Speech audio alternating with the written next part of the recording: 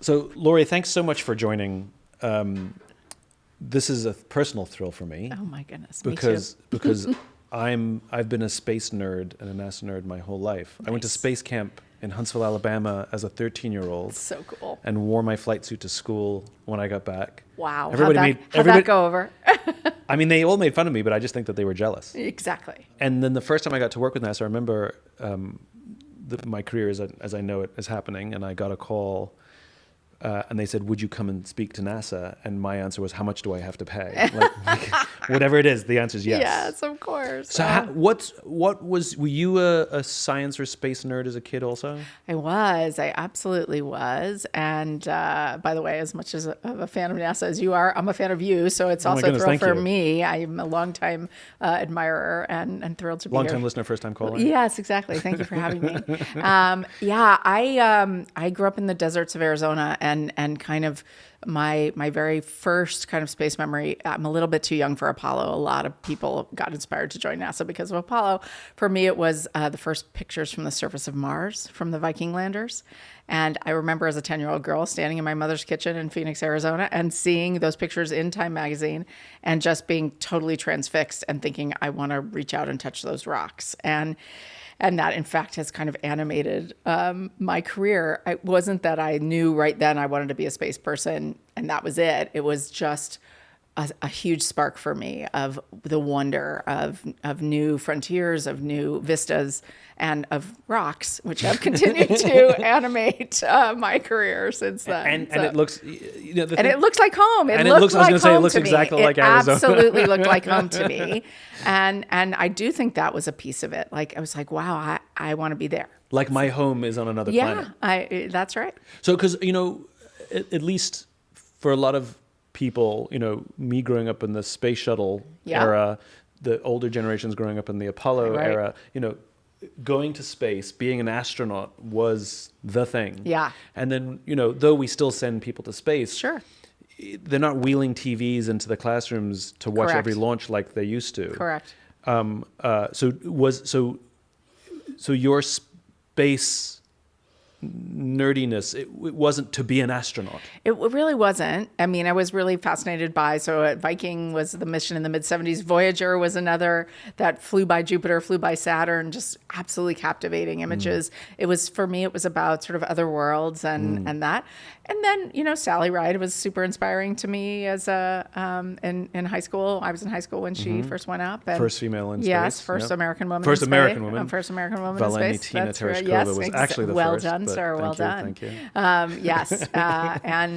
And I'm fortunate to say Sally became a good friend later in both of our lives. She was amazing mentor. Oh, that's amazing. She was incredible. I miss her a lot. Okay, so now let's jump forward many, many years. Yeah. And we're at JPL now, right. Jet Propulsion Laboratory. Yes. Which is it's not really owned by NASA. It's in a partnership with NASA. Is that right? Yeah. So, in fact, our land and buildings are owned by NASA, but our people are employees of Caltech. Okay. So, one of the world's greatest universities, and that's a long-standing relationship. Actually, JPL predates NASA. We started in the 30s doing rocket propulsion, and actually built and launched America's very first satellite. America's response to Sputnik was built by JPL and launched in 1958, which was before NASA was formed. And the formation of NASA came along about 6 months later, and JPL then became a part of NASA. And von Braun and all those guys, they were all there. Yeah, von Braun was in Alabama, but he was a part of it. It was really a partnership between the Alabama rocket guys and the JPL rocket guys. And there, by the way, were lots of women around then too. The women computers were calculating the trajectories of all these rockets. So what is the relationship for those, what is the relationship between NASA's mission, JPL's mission? Sure. And it's a... So the way NASA operates is it's a government agency, and it has government installations. So everybody knows Houston, Johnson Space Center, Houston, we have a problem, or that we launch from Kennedy Space Center in Florida. Those are government owned, and the employees are government employees. JPL is unique within NASA in that we are in many ways like a NASA center, but we are what's called a federally funded research and development center. We are not directly government employees. So it's a little bit of a both and kind of relationship with NASA. Do people who work there think of themselves as NASA folks? We do. Or JPL We folks? think of ourselves as part of the NASA family, Okay. and we're proud that we are a little bit different, that we can maybe do some things a little bit differently. We can lean forward a little bit more on things like innovation and technology, and the way we were able to partner with the world. And so Right. that's a capability that NASA has taken advantage of over the years. So let's get into the thick of it now. Okay. The question is like, is NASA itself, is the NASA mission as popular as it used to be? Because, I mean, are kids dreaming, kids are dreaming of being influencers, or kids dreaming of being astronauts and scientists and, rocket scientists again?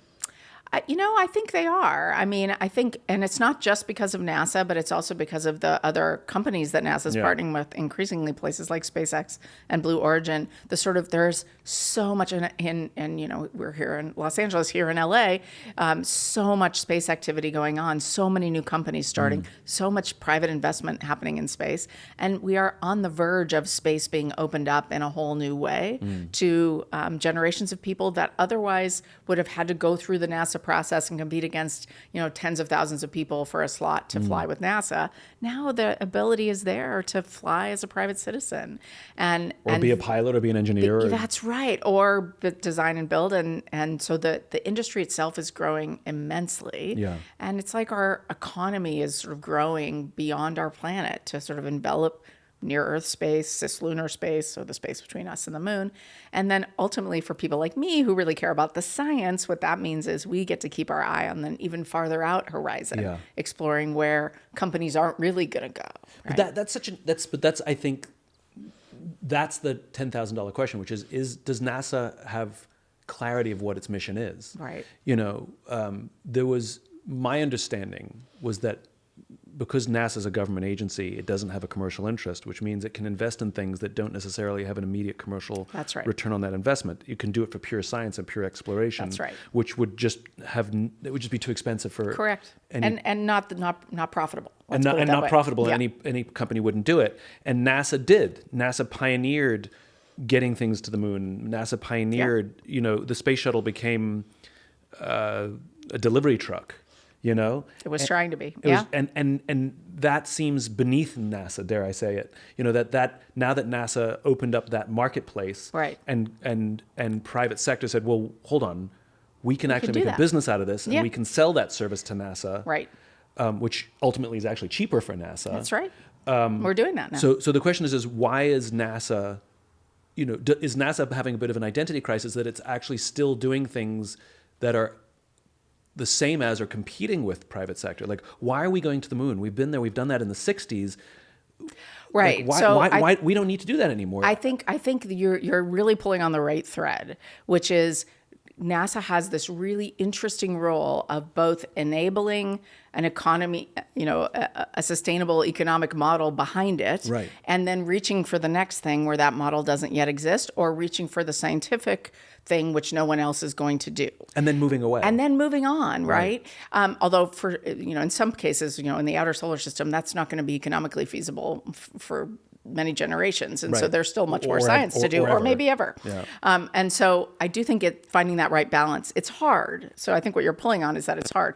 I think we've done it with low Earth orbit. We have largely transitioned the transport of astronauts and materials to low Earth orbit to the private sector. Yeah. NASA is supported that by enabling it and funding it, but not doing it. Right. At the moon, we are working. There's a little bit of the government piece, and we're also working with the private sector to quite quickly fill in behind that. So cislunar space is that next, and the lunar surface is that next frontier where NASA is working to do that handoff. And I think we'll see that over our lifetimes. Because you still hear debates in Congress, sort of what their funding priorities are. Right. And there's the debate of, far space exploration will always be there. Literally the debate is: do we put all our money in go to Mars? Do we put all our money in moon? Colonizing the moon? Yeah. Those policy debates are definitely still there. But I guess the thing where I'm struggling with is why is that a debate at all? Elon is doing a great job of Marsy stuff. I mean, he's made it clear. Well, I mean, he's never been anywhere near Mars, yeah, but yet. but he talks about it obsessively. But he has that. But he talks about it obsessively. And he's got a pretty successful rocket program. He's launching way more rockets than NASA ever did. Absolutely. He's doing amazing stuff, supporting launch for NASA, and ultimately, right now, his focus is on getting people to the surface of the moon, which he's actually been supported by NASA to do. I have no doubt that longer term, he will be a big part of NASA going to Mars. There's still scientific exploration of the solar system, though, that NASA needs to focus on. That Elon won't, that other companies won't. And so for me, that's the thing that we have to work hard to make sure doesn't get lost in these debates about moon versus Mars and things, is that there's still incredible discoveries to be made, and nobody else is going to do that, or at least nobody else in the U.S. is going to do it. Other countries might come in and do it if we don't. And so for us, the opportunity is really about making sure we stay on the scientific and technology frontier in those places that no one else is going to go. I guess that's where I'm sort of... Congress will fund, let's be honest, Congress will fund what's popular. They will fund things that benefit their constituents. And if the American public demanded that it loved NASA, then there would be questions of funding wouldn't be an issue. But NASA has lost a lot of funding, which has affected you dramatically. Yes. Yeah. I mean, for the first time ever, I think, right? I mean, or at least in a long time. No, in a long time. First time in a long time. First time in a long time, right. JPL had layoffs. We did. Which is devastating. Terrible. Devastating. And, these are people who are all able to get jobs in private sector from all the space agencies, but didn't because they had a loyalty to NASA. Yep. And probably got paid less than they could have in the private sector, but they had a loyalty to NASA. And now they'll go get jobs somewhere else. I'm not too worried about it. But the odds of them coming back are probably slim. I think that people, and this is where your work is so incredible, like the mission of an organization is such a huge draw, right? Yeah. And a place like JPL where basically we get paid to build things that nobody else knows how to build because they're incredibly complex robots to go explore other worlds, and that we get to make discoveries that are at the forefront of scientific exploration. Like that is hugely compelling to a group of folks. There are other people who are really compelled by going to be in an entrepreneurial startup, cool, go a million miles an hour kind of thing, which is great. But yeah, we're really fortunate to have that super compelling mission, and it's really disheartening that the funding has not always been there to support it. But it's a broader issue than just NASA support. In this case, we've been caught up in what is a federal funding issue. It's not about NASA. It's not about JPL. It's not about NASA. It's about the full federal budget environment is so, let's say, uncertain and challenging right now that but the point is that when that happens, it has real human impact here locally. I mean, this to me is like that. It's one of multiple things, right? Which is I think NASA. And this is speaking as somebody who is a supporter and a lover of the organization. So it's not by any means, as a detractor. But NASA seems to have lost its narrative, which is if I ask the average person, why do we have NASA? They can probably give me explore space. And I said, but why does it matter to you? I don't think most people would be able to explain or say back to me. And sure, it was easier during the Cold War. I get it. Yep. It was easier during the Cold War because it was actually a space race. Yes. And it was not only a military of military value, but of national pride. Yeah. And I don't think we see NASA as I think this generation doesn't see NASA as a tool of American pride anymore. In the same way. I think that's right. And I think it's, it's very hard to get any message through these days. It's harder to get people to focus on one thing. There's so many different things going on. It's so much media coming at you, and it's a challenging thing to do. But look, I think it's hard to disagree. I do think that there is still extraordinary value. We've had more than 36 countries sign on to go to the moon with us through the Artemis Accords, and it is still a huge sort of tool of U.S. soft power in the world.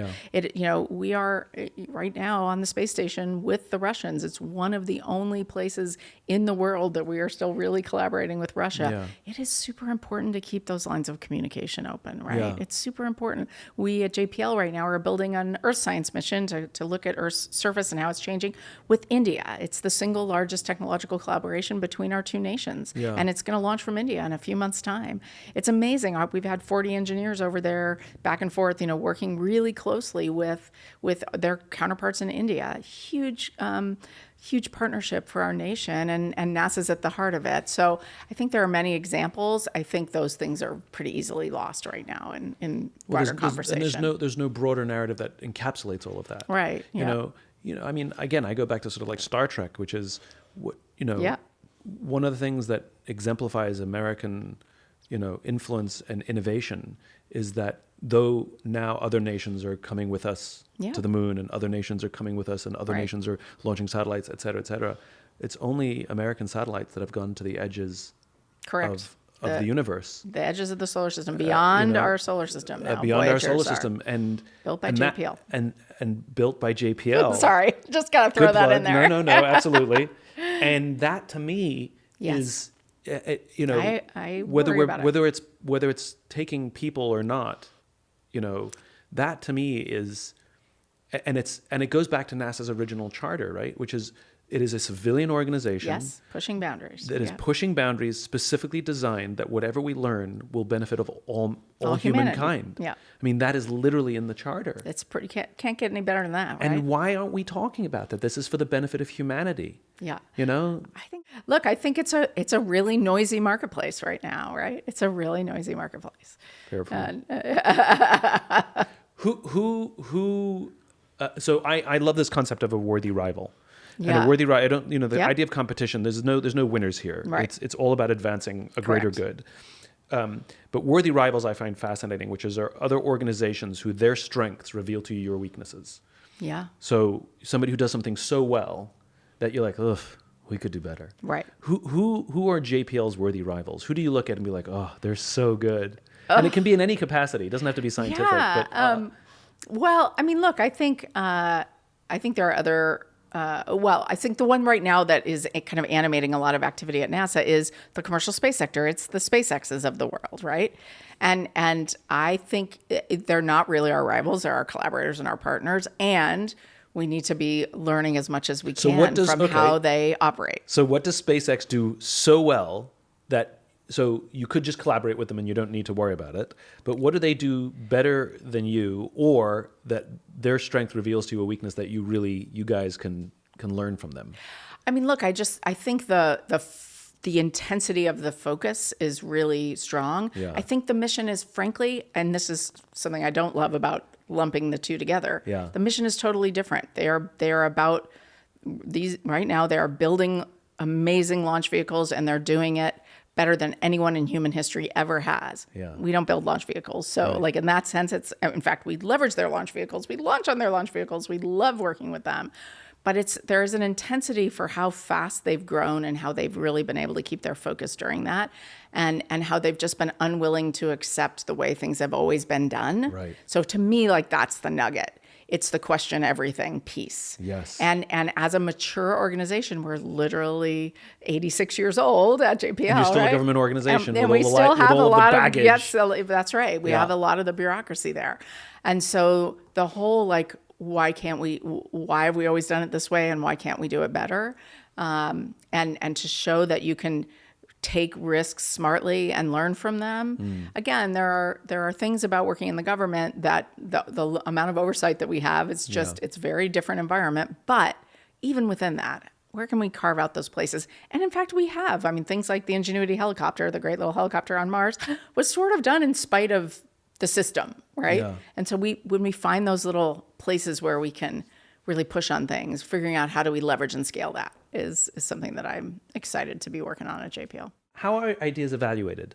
Like, and what I mean by this is like, I just know from business, when we're innovating, we put a bunch of harebrained ideas on the table, and there's, whether it's a good system or a bad system, ideas get evaluated and something gets invested in. Right. I mean, how do you choose which harebrained idea to spend billions of dollars on? So I don't get to spend billions of dollars usually, but I'll definitely give you spend millions. Answer. Yes. So for the really big things like the Europa Clipper spacecraft that's being tested at JPL right now, which will go out to the Jupiter system and look for, whether this ocean on one of Jupiter's moons is habitable, that's a multi-billion-dollar mission. those decisions are made by a broad scientific community that come together once a decade through the national academies here in the US and come up with a list of ranked priorities of science missions to go do.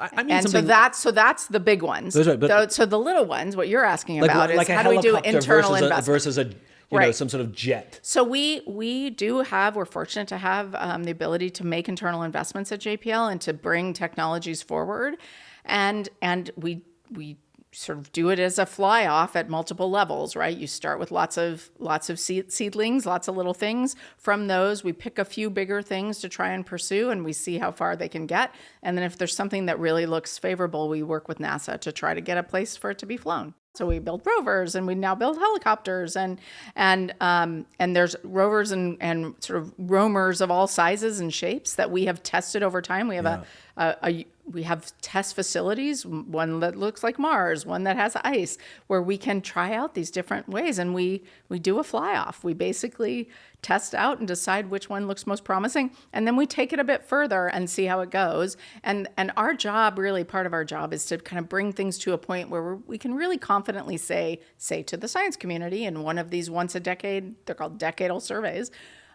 say, hey, we have this technology, you have these science goals, here's how we think they come together in a mission concept. What do you think? Yeah. And so it takes many years. I call these big missions are the modern cathedrals. Yeah. Like they are generational quests that we go on. It takes sometimes 10, 20 years to get to the point of someone saying, great, let's fly that. And then it takes another 5 to 10 years to build it. And when you're going to Jupiter, it takes 6 or 7 years to get there. So these are really long arc of innovation. Can you tell me something specific that JPL has done where the idea came from someone more junior that nobody expected? Oh, almost everything we do is like so that. So give me honestly. one. Give me one. I mean,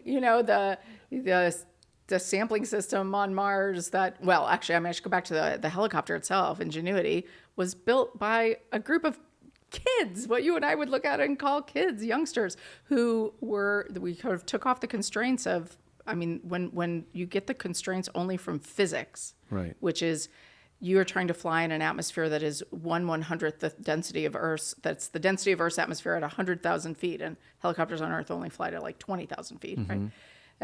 That means you have to weigh nothing. So the Ingenuity weighed 4 pounds. Like it's the lightest little thing you've ever seen. Wow. And so you can't fly a flight computer that already has been space qualified. You have to fly something from a cell phone. Well, that's not allowed. Really? Why not? Well, let's try it. And so like, how do you figure out how you create spaces to give teams permission to fail? Give them permission to do something. So you crazy. took a cell phone, yeah, and tried it out in space conditions, yeah, and it totally worked. As opposed to saying, "Oh, it's not space qualified, you can't fly it." You can't do it. So saying no before you've tested it. Yes, saying no before. So again, trying to create places where we can really just try things. So it's questioning the no. It's like that won't work. Well, yeah. Do we know we know that? Like, yeah, right. Or is it? And again, you don't question it on a multi-billion-dollar spacecraft. Sure. You question it on something that costs less, and you do those things. And again, that team, it was 50, 100 people. It wasn't 1,000 people working on the little helicopter, right? And most of them were fresh outs or recent hires. Like a lot of them were quite junior. That's super inspiring, right? To be fresh out of grad school or fresh out of, exactly. And give the opportunity to invent a Mars helicopter. A Mars helicopter as opposed to serve the genius and one day I'll get to invent something. Exactly. And look, those what we have at JPL is a mix of those kind of smaller, faster projects with some of the larger, sort of a bit more bureaucratic things that are probably too big to fail kind of things, right? Yeah. And so to me, the interesting thing is how you make a culture that can handle both and can succeed with both. And I think it's challenging. That's such an interesting thought, right? Which is these things that are too big to fail. But the problem with science is... There's just one? No. Yeah, right. But there are many good things. The problem with science and the problem with innovation is that failure is a part of it. It's required. And the number of times that Apollo test facilities, test beds crashed. Oh yeah. Unfortunately, sometimes with people on board. Yeah. But before we got it right, or the number of times, even in private sector, that, they crashed before they got it right. Like, there's no such thing as no risk. Absolutely. You can only mitigate it at best, but at the end of the day, right. And I've seen this in DOD, and I assume it's the same at NASA, which is they become so risk averse, right. where they're literally not letting test pilots who understand the risks and have actually signed up for the risks fly things because they're afraid it might not work in flight. And so even the test pilots are like, let me fly the thing and find out. I will tell you. Yeah. You know? And so like in its old age, has NASA become more too risk averse? Yeah, I think we have. I mean, again, and probably get fired for saying it. No, I'm kidding. I mean, I think it's one of the big challenges is getting that balance right within NASA as a whole. We try and really do it at JPL, but again, sometimes it's we're sort of almost fighting against the system that we work within, right? We preceded astronauts to the moon. At JPL, we flew the robotic missions that were the precursors to the moon. The first 6 of them either missed the moon entirely, blew up on the launch pad, missed the moon entirely. It's a pretty big target. Work. So literally we have this tradition, and I think if you visited JPL, you might have seen it with the peanuts in the mission control, because on the 7th try it worked, and the only thing they could think of is, well, the guy was eating peanuts at the mission control station. So that's our good luck charm still to this day, 60 years later. And back then it was, we missed the moon. Sorry. But what happened? But even your joke, like, I'm going to get fired for saying this, means it is a sensitive topic. It is. And so what happened culturally at NASA where a very high risk tolerance organization became a lower, dare I say, low risk tolerance So organization? there was a time in the 90s even where we were working on trying to sort of embrace more of a model of more like we did in the early NASA, fly a bunch, they're not all going to work. And guess what? A couple of them failed and everybody lost their minds. And that's when it really changed, is that, well, these are taxpayer dollars. You can't fail. And so it was less about NASA itself and politics. More about the system that NASA operates within. Okay, so all right. And we also lost lives, by the way, on Challenger and Columbia. And that also is huge, right? Yeah. So it's a different thing when there are people on board. I get the risk aversion. But Gus Grissom and that crew lost their lives too. Absolutely. And it incentivized people to try harder. That's right. I mean, everybody who straps onto a flying bomb, and that's what the space shuttle was, and that's what the Apollo rocket was. It's a flying explosion. It's a flying explosion with the ingredients of a hydrogen bomb as your fuel cell. There are risks. Now, what we want to avoid is negligence, obviously. Exactly. And gross negligence is unacceptable. Totally. But at the end of the day, these are highly dangerous missions. Absolutely. And all the astronauts know that. Sign up for that. Yeah. That's part of the game. And so what is it about? And their families didn't demand that we stop the missions, and their colleagues didn't demand that they stop the missions. Right. So I'm so curious about what's happened to America that our politicians will reflect us, hopefully. Well, not always these days. Yeah. I don't think they do. But no, but I think that's a fair point. Like, where did we lose our moxie? Right. Yeah. I think it's a great question. And look, I think there are things that we can do in a sort of smaller, cheaper model. Yeah. And I think NASA is working towards that. And again, that also helps bring in the private sector. If you look at Intuitive Machines, which currently, recently almost landed successfully on the moon. It landed successfully. It landed. It didn't land upright. It didn't land upright, and it's not working exactly the way they'd hoped. But it was their first try. Yeah. But I mean, again, I think that's a great they example got there on their of first exactly try. that, yeah. right? And that is NASA supported. They would not be doing that mission without NASA.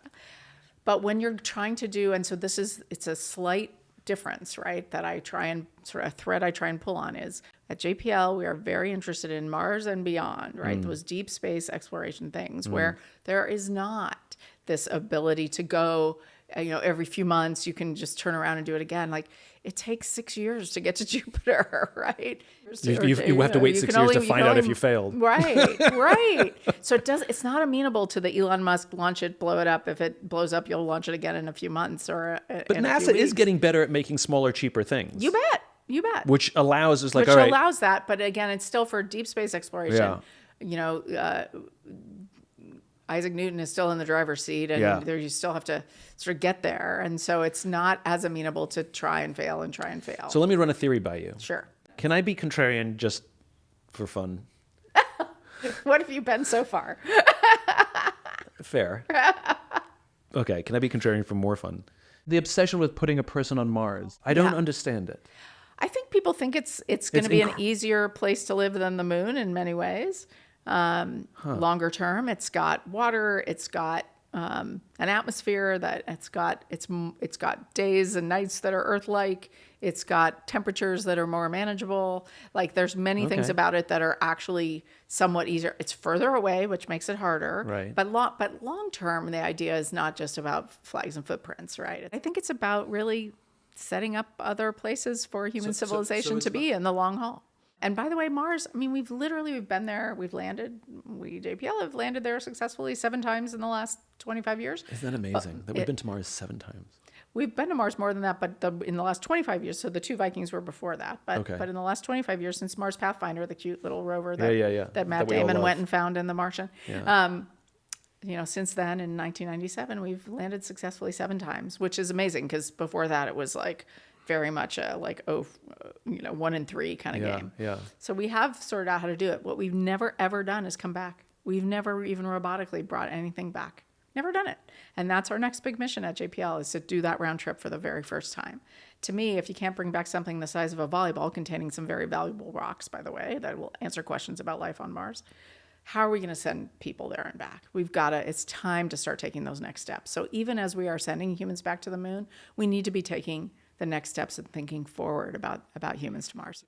What is something specific that you've done in your career that if every project went like this one, whether it was successful or not, could have been an abject failure. Yeah. But what's something specific you've done in your career, and it doesn't have to be in your current role, that if everything you did was like this one thing, you'd be the happiest person alive? Like something that really stands out? Gosh, there's a lot of things, but the first time I built and worked with a really large, diverse team, I was actually working on a NASA mission idea. In the end, we were not successful. It did not get funded, but we kind of took it all the way to the end. And what we were told is actually we came in the closest possible second. So we didn't win. But what was the idea? It was actually the first round trip mission to Mars, believe it or not. The first robotic mission. It was going to go and fly through the atmosphere and sweep up dust and gas and come back, not land, not go into orbit, just fly by and come back. It was called skim through the Martian atmosphere. So this was about a little more than 20 years ago now. I was a young professor, and it was my first sort of very deep, one of my first very deep engagements with JPL, actually. And the team that we built and the way that we were just kind of getting to see how a big team of really capable people where everybody does the thing they're good at can be, it was like magic. And we had a big thing kind of at the end of the competition. You do what's called a site visit, where the review team comes and you're with them for 8 hours, and they're like throwing questions at you, and people scurrying off to back rooms and answering the questions, and you're trying to make your case. And it was just such a special experience seeing what a team can do versus before that I had been sort of a single investigator scientist in my lab doing my thing with a small number of people.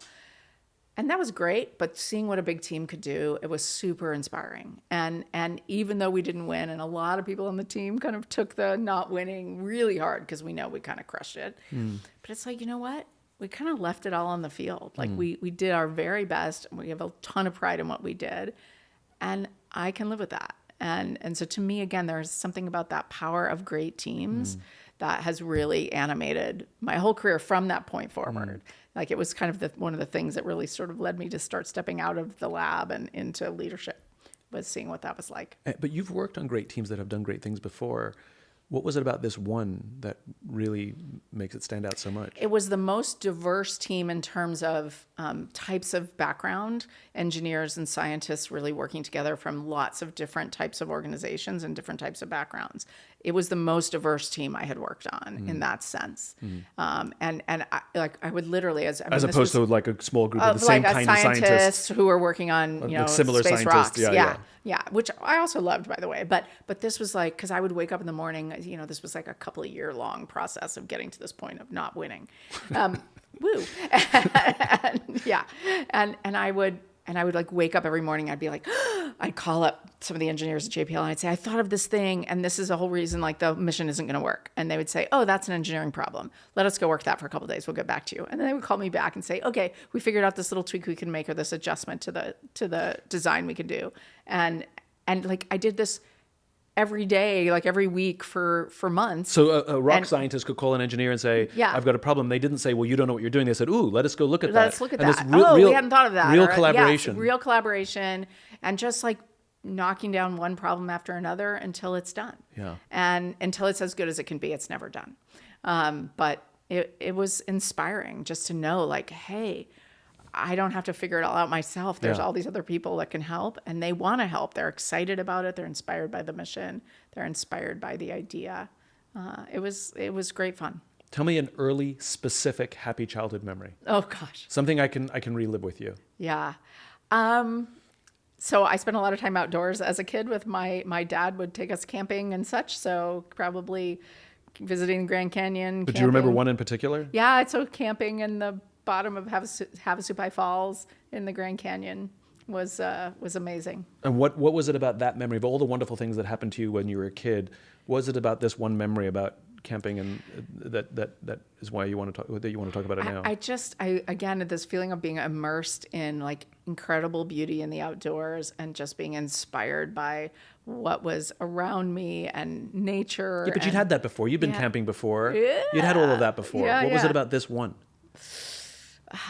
Well, it was just incredibly beautiful. I don't know if you've ever seen Havasupai Falls. It's turquoise blue water, like incredible place. Just incredible. The feeling of being in a magical place. But you've been in magical places before. Yeah, this is the one you want to talk about. Yeah, it was one of the most magical. It was one of the most magical places I've ever been. When you tell both, you go on. Yeah, no, I don't. Oh, yeah. When you tell both those stories, you use the word magical. Oh, interesting. You talked about the magic of the team. Yeah. And that it didn't not the commercial the viability of the project. You didn't win. Yeah. It never happened. But you talked about the magic. Yeah. And I even think you used the word beauty. Yeah. Like the magic and the beauty of all these different people coming like the together. Flow, right? You feel the flow. Yeah. And I think this is the thing that seems to inspire you, which is the pursuit of magic and beauty. Yeah. You know? Definitely. And I think what you've learned as a leader is that you have to create these environments. Like you were taken to the camping to this place, and you were sort of left there. You know, like not actually, but like your family sort of like made camp here, which is much the same as a team being brought together on a project, which is much the same way as pursuing any of the projects that you're passionate for. And I'm going to go back to the snowplow, which is magic can't happen if you're bogged down in that's right in packing the car. Insightful. Yeah. That you're bogged down in like, do we have enough gas? It's like somebody else figured that out. Let's just get to the magical place where magic can happen. Right. And I think that you sort of made a career out of bringing people together that allow magic to happen, creating environments in which you can cross-pollinate so magic can happen, and clearing away mess, and debris so that the gold nuggets, the magic is there, the glowy, shiny things are there. That's very insightful, actually. Thank you. That's amazing. And I think that's one of the things I think JPL embodies under your leadership, which is that there is magic in this place. Yeah.